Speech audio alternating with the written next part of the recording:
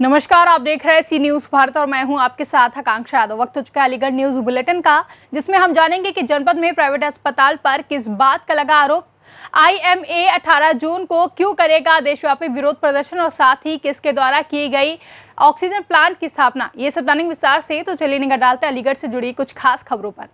Corona काल की दूसरी लहर में ऑक्सीजन की कमी झेल चुके जनपद में अब ऑक्सीजन की कमी नहीं होगी।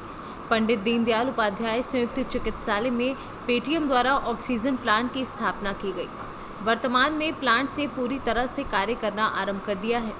मंडलायुक्त Gaurav Dayar, AD health doctor SK Upadhyay और CMS SK उपाध्याय ने पंडित दीनदयाल उपाध्याय संयुक्त चिकित्सालय पहुंचकर ऑक्सीजन उत्पादन संयंत्र का मुआयना भी किया। उन्होंने ऑक्सीजन उत्पादन संयंत्र की स्थापना का श्रेय जिलाधिकारी को देते हुए कहा कि उनकी मेहनत का परिणाम है। इसी के चलते अल्प समय में ऑक्सीजन उत्पादन संयंत्र की स्थापना संभव हो सकी है। दीनदयाल हॉस्पिटल संयुक्त अस्पताल है जिसमें ऑक्सीजन का प्लांट शुरू हुआ है, क्या कहना चाहेंगे और किस द्वारा हुआ? ये बहुत खुशी का विषय है कि हमारे जनपद में और पूरे मंडल में सबसे पहला जो ऑक्सीजन का प्लांट है यहाँ पर स्थापित हुआ है और जिसकी क्षमता 500 लीटर पर मिनट की है और लगभग 40-45 पेशेंट्स को 10 से 12 लीटर के आसपास जो है हम उसमें ऑक्सीजन दे सकते हैं और जिसकी कंसंट्रेशन या जो उसकी जो शुद्धता है वो लगभग 93% 94% रहेगी। और मुझे ये भी ज़रूर मैं कहना चाहूँगा कि इसमें हमारे कमिश्नर महोदय का भी बहुत श्रेय है, जो इनके अथक प्रयासों से बहुत जगहों पर जहाँ पर हमको दिक्कत होती थी तो उसको हम लोगों ने करवा करके इसको करवाया। निरीक्षण भी किया गया तो किसी तरीके का आज मैंने भी उसका निरीक्षण किया, उसको चलवा कर देखा है और कमिश्नर महोदय भी वहाँ पर गए थे और इसको हम लोगों ने पीकू वार्ड जो हमारा तीसरी लहर के संभावित लहर के लिए जो हमारा पीकू वार्ड बन रहा है वो 50 बेड का है, तो उसको हम डेडिकेट करने जा रहे हैं और ये पेटीएम वालों की तरफ से ये लगवाया गया है और आशा है कि ये हम लोग की ज़रूरतों को पूरा करेगा। क्या इसे मद्देनजर जिस तरीके से हाहाकार रहा था ऑक्सीजन को लेकर, तो जिस तरीके से पहली अभी लहर गई थी दूसरी लहर में हाहाकार रहा है ऑक्सीजन, उसी को मद्देनजर रखते हुए देखते हुए ये कार्य किया गया है या और भी कहीं अभी प्लांट इस तरीके से लगाए जाएंगे? या बिल्कुल उस हाहाकार को देख करके हम लोगों को एक शिक्षा मिली कि हम लोग भविष्य के लिए इतने तैयार नहीं थे और हमको सिलेंडर पर डिपेंडेंट रहना पड़ता था, क्योंकि ये खुद ही बनाएगा ऑक्सीजन। तो ये 500 लीटर का पहला है। इसके बाद में MP लैड और MLA लैड से भी एक 500 लीटर पर मिनट का एक प्लांट लगने जा रहा है और उसके बाद में 1000 अगर हमें गवर्नमेंट ऑफ इंडिया से भी मिल जाएगा तो 1000 लीटर पर मिनट का तीसरा प्लांट हमको मिल जाएगा। तो हम टोटल अपना जो हमारा दीनदयाल हॉस्पिटल है उसमें ICU, SDU और पीकू सारी चीज़ों को हम लोग अपने हम उस पर स्वनिर्भर हो जाएंगे। हमें कहीं से किसी का ऑक्सीजन सिलेंडर भरवाने की आवश्यकता नहीं रहेगी। संयुक्त अस्पताल में ही बनाया जाएगा, जिला मलखान सिंह सरकारी अस्पताल है उसमें भी किसी तरीके की ये तीनों के तीनों अभी यहीं पे बनाए जाएंगे और वहाँ पर जो है हम लोगों ने एक जो है प्लांट जो है मलखान सिंह में जो हमारा पुराना प्लांट था उसको भी हम लोगों ने वहाँ पर चलवा दिया था और ऑक्सीजन पाइपलाइन पड़ गई है और वहाँ पर जल्दी ही नया प्लांट लग जाएगा। तीसरी लहर को लेकर किस तरीके की तैयारियाँ दीनदयाल अस्पताल में की गई है? हम लोगों ने 47 बिस्तर का पीकू बनवाया है, जिसमें से 14 बेड्स बच्चों का ICU, 10 बिस्तर SNCU और 23 बिस्तर HDU बनवाए हैं। और इस पूरे कैंपस की सप्लाई जो हमारा अभी प्लांट लगा है 250 LPM का, उससे पूरी ऑक्सीजन सप्लाई 24 घंटे संभव हो सकेगी बिना इंटरप्शन के। किसी तरफ से लगाया गया है और ये पेटीएम फाउंडेशन है, उनकी तरफ से डोनेट करा गया है। अलीगढ़ से सी न्यूज संवाददाता संजीव शर्मा की report. Aligarh Indian medical association headquarter के कार्यकारी समिति ने सभी पहलुओं पर विचार करने और डॉक्टर की चिंता, नाराजगी एवं एकजुटता प्रदर्शित करने के तहत ये विरोध प्रदर्शन आयोजित करने का निर्णय लिया है। योद्धाओं की रक्षा करो नारे के साथ चिकित्सा पेशे से जुड़े डॉक्टरों एवं कर्मियों पर हमला रोकने की मांग करेगा। IMA के अध्यक्ष डॉक्टर विपिन गुप्ता ने पत्रकारों से बातचीत में कहा कि आइए मैं अपने उन सभी 724 योद्धाओं को श्रद्धांजलि देता हूं, जिन्होंने महामारी की दूसरी लहर के दौरान अपनी शहादत दी। और आईएमए के सचिव डॉक्टर भरत कुमार वार्ष्णेय ने कहा कि पिछले 2 सप्ताह के अंदर असम, बिहार, पश्चिम बंगाल, दिल्ली, उत्तर प्रदेश सहित अन्य प्रदेशों में डॉक्टरों पर हिंसा की गई। घटनाएं हो चुकी हैं, कई डॉक्टरों की हड्डियां भी टूटी और कई गंभीर रूप से घायल हुए हैं। महिला डॉक्टरों के साथ भी गाली गलौज और हिंसक घटनाएं हुई। आईएमए में प्रधानमंत्री, गृह मंत्री और संबंधित राज्यों के मुख्यमंत्री से अपील करता हूं कि स्वास्थ्य सेवा प्रदाताओं को तत्काल सुरक्षा मुहैया कराई जाए और उनसे केंद्रीय अस्पताल और हेल्थ केयर प्रोफेसर सुरक्षा अधिनियम में आईपीसी की धारा और आपराधिक गतिविधि सहित शामिल करने की अपील करते हैं। पता नहीं क्यों इतनी वायलेंट होती जा रही है कि इतनी जोर से मारती है कि हड्डी टूट जाए, किसी के चोट लग जाए।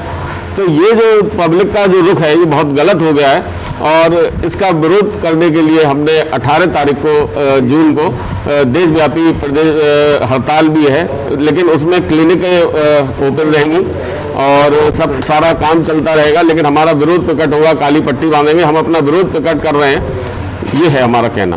डॉक्टर साहब, अक्सर आज प्राइवेट अस्पतालों में कहीं ना कहीं विवाद होते रहते हैं, ऐसे में कहीं ना कहीं अस्पताल संचालकों की कमी पाई जाती है। ऐसे लोगों के खिलाफ किस तरीके से देखिए जो झगड़े की वजह होती है, ज़्यादातर कॉमनली वजह जो मिलती है वो पैसे की वजह से मिलती है। पब्लिक पैसा देना नहीं चाहती, सरकार में पैसा सरकार देती है। सरकारी हॉस्पिटल में जितने भी डॉक्टर रखे जाते हैं वो सरकार पेमेंट दे रही है उनको, वहाँ पे पेमेंट देने की जरूरत नहीं है, लेकिन पब्लिक वहाँ भी दे के आती है पेमेंट कि हमारा इलाज ठीक करना।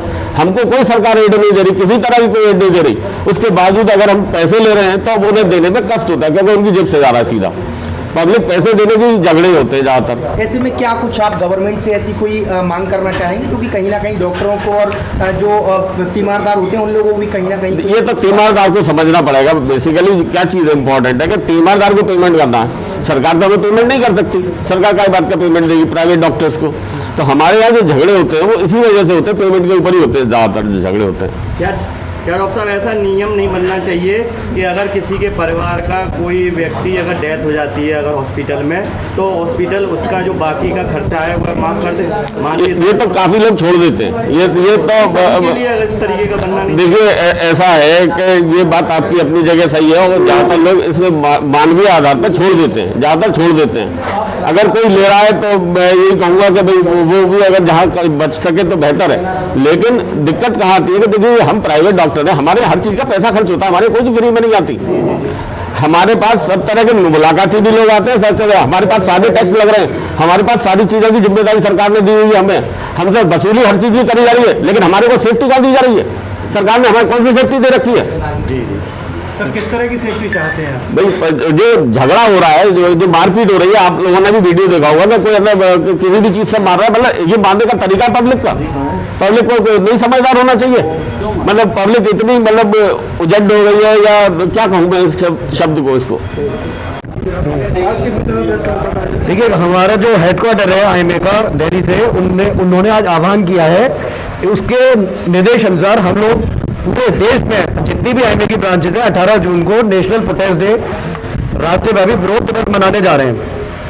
उसका यह है कि क्योंकि मरीज को भी कोई परेशानी ना हो, किसी का कोई ऑपरेशन ना डिले हो, इसलिए कोई हड़ताल नहीं है उस दिन, सिर्फ विरोध दिवस होगा। विरोध दिवस में हमारे जितने भी चिकित्सक होंगे पूरे देश में, हमारे प्रदेश में, हमारे शहर में, सभी काला रिबन या बैज या ब्लैक टी शर्ट पहनकर अपना विरोध दर्ज करेंगे। कोई भी ओपीडी में या किसी मरीज को कोई परेशानी नहीं होगी हमारे विरोध दिवस से। लेकिन हम ये क्यों कर रहे हैं ये भी आपको जानना पड़ेगा। इसका कारण ये है, आप पिछले 2-3 हफ्ते से देख रहे होंगे, असम की घटना आप लोगों ने देखी, बिहार में एक पीडियाट्रिशियन को किस तरीके से सड़क पर वो अपने टहलने जा रहे थे, उनको मारा, पूरा सिर फाड़ दिया उनका, आप लोगों ने देखा होगा, सब लोगों ने वीडियो देखे हैं। लेकिन एक गुस्सा हम लोगों के अंदर ये भी है कि कोई भी अखबार में कवरेज नहीं आती इस चीज की कि जब किसी के साथ, चिकित्सक के साथ इस तरह की घटना होती है। लेकिन अगर एक 90 साल और 100 साल का आदमी भी मर जाए किसी हॉस्पिटल में, तो उसको इस तरह दर्शाया जाता है कि पता नहीं कितनी बड़ी बात हो गई। कोई अगर हमारे यहाँ बिल्कुल लास्ट के हालात में लाएगा तो कोई डॉक्टर तो भगवान नहीं है। और अब तो हमारी सरकार ने काफी टाइम हो गया कंज्यूमर प्रोटेक्शन एक्ट लगा रखा हम लोगों के ऊपर। अभी आपने तो कोई पूछ रहा था कि क्यों ऐसा हो रहा है कि डॉक्टर वो जो डेथ होती है उसमें क्या होना चाहिए।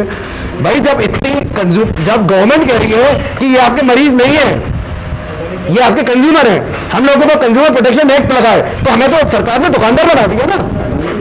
हमारे ग्राहक आ रहे हैं। आप इसको झगड़ा तभी से शुरू हुआ है, जब से झगड़ा हुआ ही तब से शुरू है, जब से कंज्यूमर प्रोटेक्शन एक्ट लगा। आपने ये भी पूछा था किसी ने अभी कि आप लोग सरकार से क्या चाहते हैं। हम चाहते हैं कंज्यूमर प्रोटेक्शन एक्ट डॉक्टर के ऊपर से हटा दिया जाए, फिर आप देखिएगा कितना चेंज आएगा डॉक्टर पेशेंट रिलेशनशिप में। अब हर आदमी को ये लगता है कि बस अरे 90 साल की बाबा है, मर जाए फिर देखूंगा डॉक्टर को। जिस दिन आपका प्रोटेस्ट है उस दिन क्या कुछ विशेष उस दिन मैं बता देता हूं, हमने अपने प्रधानमंत्री और माननीय गृह मंत्री और जितने भी मुख्यमंत्री हैं उन सभी से ये डिमांड हमारी कुछ है कि केंद्रीय अस्पताल और स्वास्थ्य देखभाल पेशेवर संरक्षण अधिनियम है उसको लागू किया जाए। प्रत्येक अस्पताल में जितने भी मानक हैं उनको पूरा करने के लिए और सुरक्षा डॉक्टर्स की उसमें वृद्धि की जाए। तीसरा है कि अस्पताल को सुरक्षित क्षेत्र घोषित किया जाए। चौथा, हमले के दोषी जो भी डॉक्टर, जो भी ये पब्लिक हंगामा करती है या मारपीट करती है डॉक्टर के साथ, तो जानलेवा ही होता है अक्सर, उनको फास्ट ट्रैक मोड में लिया जाए और उनको सजा दिलवाई जाए। सिर्फ ये नहीं हो कि कोई भी, अक्सर देखा जाता है कि कुछ नहीं होता, उनको एक हफ्ते बाद बरी लेके जाओ, फिर केस चल रहा है और वो फिर अगले दिन फिर आके एक अगला आदमी उद्यम कर जाता है। जब तक कोई एग्जाम्पल सेटअप नहीं होगा आदमी जेल नहीं जाएगा। और किसी आदमी को मारने की सजा सिर्फ 2 दिन आप थाने में बंद कर देंगे। डॉक्टर मर गया कोई टेंशन नहीं, आज सड़क पे कोई एक्सीडेंट मर गया, शराब की वजह से मर गए, शराब की वजह से मर गए तो 50 लाख, और डॉक्टर जो कोविड का इलाज करते हुए मर गए प्राइवेट वाले, उनको कुछ नहीं। ऐसे में मांगे स्वीकार नहीं होती है तो अगला कदम क्या? हमारा ये आंदोलन जारी रहेगा। अभी तो हमने सिर्फ प्रोटेस्ट किया है, अगर आगे भी जरूरत पड़ी तो जैसा हमें हमारे हेडक्वार्टर से आदेश आएंगे हम उसका पालन करेंगे, पूरा पालन करेंगे हमें। और लेकिन हमें अपनी सरकारों का विश्वास है कि हमारी कभी ना कभी तो सुनेगी। अंधकार है, अंधकार नहीं होगा। अलीगढ़ से सी न्यूज़ संवाददाता संजीव शर्मा की रिपोर्ट। अलीगढ़ जनपद के थाना लोधा क्षेत्र के रहने वाले चंद्रमोहन नामक व्यक्ति ने आरोप लगाते हुए बताया कि मैंने पहली डोज लोधा यशी पर लगवाई थी। जब दूसरी डोज का रजिस्ट्रेशन किया तो आगरा रोड स्थित रूसा हॉस्पिटल का हुआ, जिसमें मैंने अब जब रूसा हॉस्पिटल में जाकर वैक्सीन लगाने के लिए बोला तो उन्होंने मुझे सर्टिफिकेट पकड़ा दिया, आपकी वैक्सीन लग चुकी है, जबकि वह व्यक्ति कह रहा है कि व्यक्ति लगवाने गया ही नहीं। लगी कैसे? तो वैक्सीन लगवाइए, वैक्सीन को लगवाने के बाद क्या समस्या आ रही है आपको? नहीं, पहली वैक्सीन लगी थी, उसके बाद में दूसरी भी मैंने अप्लाई किया था, तो उन्होंने दूसरी के लिए मुझे रिपोर्ट भेज दी, लेकिन मैं कुछ टाइम पर जा नहीं पाया। उन्होंने रिपोर्ट भेज दी लेकिन लगी है नहीं। किस तरह की रिपोर्ट भेज दी आपकी? सर्टिफिकेट भेज दिया कि जो है मेरे लग चुकी है। आपने वैक्सीन लगवाई नहीं? नहीं, मैं पहुँच ही नहीं पाया था, किसी कारण बता हुआ। किस हॉस्पिटल में लगवाई थी? रूसा का मुझे वो मिला था। पहली वैक्सीन किस जगह लगवाई थी? लोधा में। लोधा में। दूसरा अपॉइंटमेंट जो मिला था वो किस हॉस्पिटल का है? रूसा हॉस्पिटल। ये कहाँ पर है? ये आगरा रोड पर है, शासकीय क्षेत्र। शासकीय क्षेत्र। अच्छा, क्या सर्टिफिकेट मिला है इसके मतलब इससे आपको? एक पेपर के उसमें नेट के द्वारा निकाला गया कंप्यूटर से, मोबाइल से, तो वो नेट के द्वारा वो कागज में इसकी परमिशन हो गई कि जो है ये मेरे वैक्सीन लग चुकी है। कैसे पता चला आपको? जब मुझे दूसरी लगवाने के लिए मैंने अप्लाई किया तो मुझे रिपोर्ट आई कि मेरे तो वैक्सीन लग चुकी है। तो इस संबंध में आपने जो हॉस्पिटल वालों से बात की थी फिर? हाँ, मैं वहाँ पहुँचा था। क्या कहा हॉस्पिटल वालों ने? उन्होंने ये कह दिया कि सॉफ्टवेयर के किसी कारणवश जो है आपके पास ये पहुँच गई रिपोर्ट, और उन्होंने लिख के कुछ दे दिया। कि ऐसा तो नहीं है कि हॉस्पिटल में जो है बिना वैक्सीन लगवाई प्रमाण पत्र दिए जा रहे हों लोगों को? सर, अब ये चीज़ की मैं तो नहीं कह सकता हूँ। तो अब आपको जो दूसरी वैक्सीन लगवानी है या नहीं? हाँ, लगनी है मेरे। तो फिर कैसे लगेगी जब आपको प्रमाण? उन्होंने प्रमाण दे दिया है मुझे, कागज पर लिख के दे दिया है एक पेपर पर। तो आपको दूसरी वैक्सीन नहीं लग पा रही है? अभी अपॉइंटमेंट नहीं बुक हो पा रहा? नहीं, हो गया है लेकिन लगी नहीं है अभी। हो गया, लगी नहीं है। अलीगढ़ से सी न्यूज़ संवाददाता संजीव शर्मा की रिपोर्ट। फिलहाल के लिए अलीगढ़ न्यूज बुलेटिन में बस इतना ही। देश और दुनिया की तमाम बड़ी खबरों के लिए देखते रहें सी न्यूज भारत।